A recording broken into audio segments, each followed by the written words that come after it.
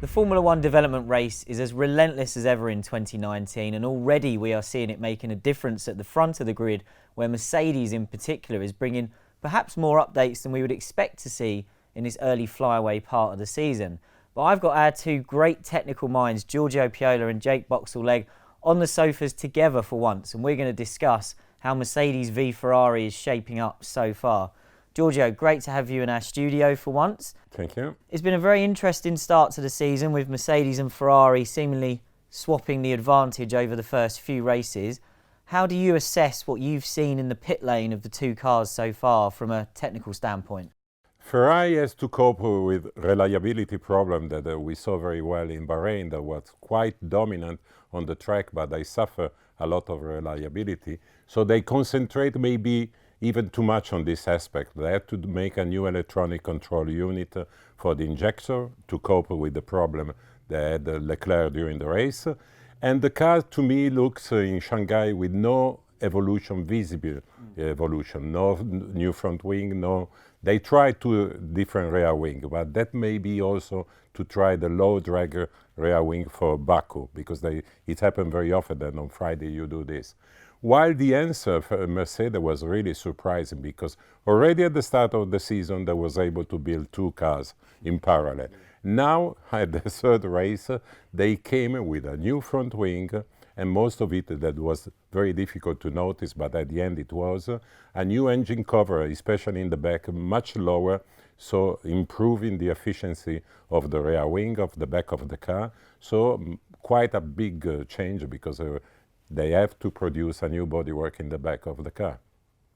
Jake, Giorgio's detailed quite a few interesting changes there on the Mercedes.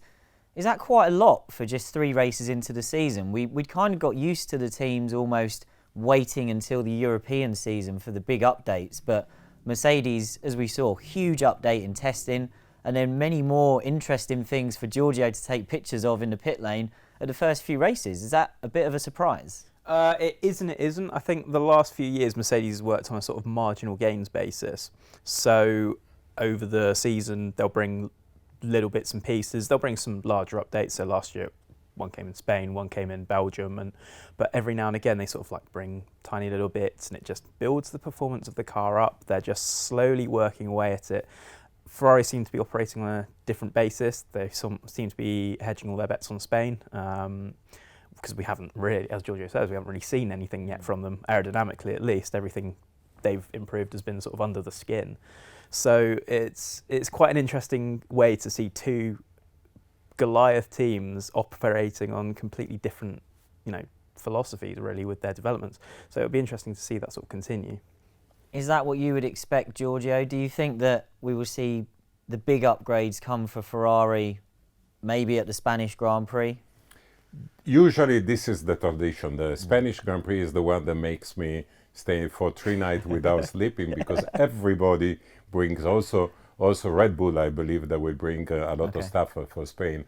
Usually in Spain we see sometimes even a B version of the car. Maybe it will not be the case because already Ferrari is a very sophisticated and very extreme car compared last year. So, but anyway, I'm expecting Spain that will be very interesting, and to see the answer from Ferrari to Mercedes, because for sure Mercedes in Shanghai was dominant. What do you both think about the Ferrari testing performance that we saw in Barcelona and what we've seen in the races since? Do you think Ferrari was probably more confident after testing than it will be feeling right now?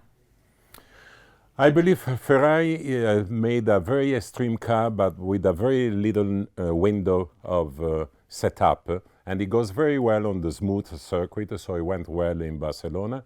They suffer a lot in Melbourne, and they went well in Bahrain. So I think they have to work a lot to make the car less critical to the ride height, to the change of setup, and making a car a little bit easier to set up from race to race. That, strange to say, was one of the best points of Ferrari last year. The Ferrari last year was much easier to set up from race to race compared Mercedes, and this year seems that is a little bit different. Jake, how would Ferrari go about achieving that? Is it about making aerodynamic changes, or are we looking at maybe more vehicle dynamics side of the car? It's a bit of both. I think that's a bit of a classic technical answer. It's a cop-out answer. I appreciate that.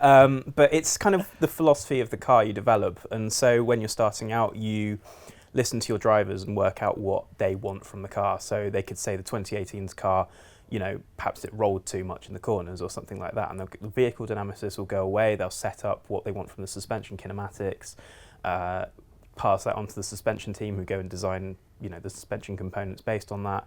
The aerodynamicist will try and support that. They'll sort of work together on some things will overlap, some things will cross over. Obviously aerodynamics then links into powertrain and engine, that kind of thing. So everybody's got to work together to do it. It's not any one thing that, you know, you can change and suddenly it does something different. Everything's got to work together. It's sort of like an orchestra, and everybody's got to play together, really.